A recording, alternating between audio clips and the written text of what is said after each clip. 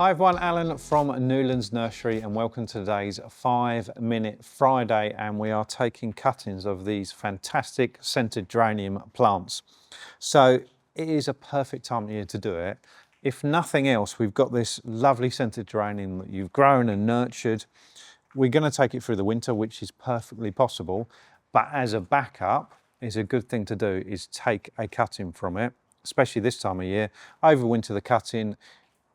The best case scenario, you end up with loads of new scented geranium plants which are completely free of charge. Worst case scenario, this one suffers through the winter, you've got a backup. So it's well worth doing this time of year.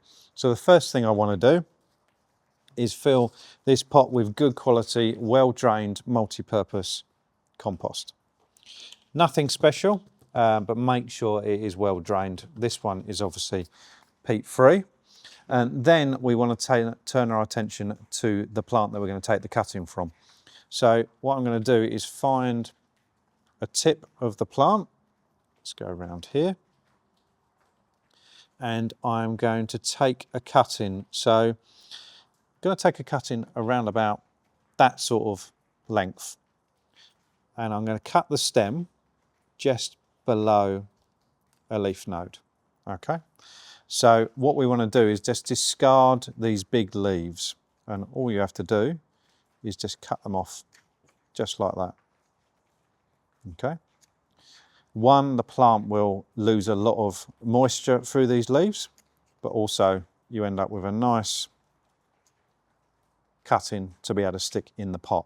Now, a problem that a lot of people have, or a mistake that they make, is this bottom of the cutting can be a little bit delicate. What you don't want to do is just shove it into the compost, and you'll see loads of people doing it, but it can cause a problem and you almost bruise the base of the cutting. So make sure you make a hole in the compost that's at least the length of the cutting, and then you can just drop it in. And if you put your 2 fingers either side of the cutting and just gently push it in, just like that. And it's as simple as that, easy to do. And you just work your way around the plant, taking cuttings. I would always take at least 2 cuttings and just repeat exactly the same process.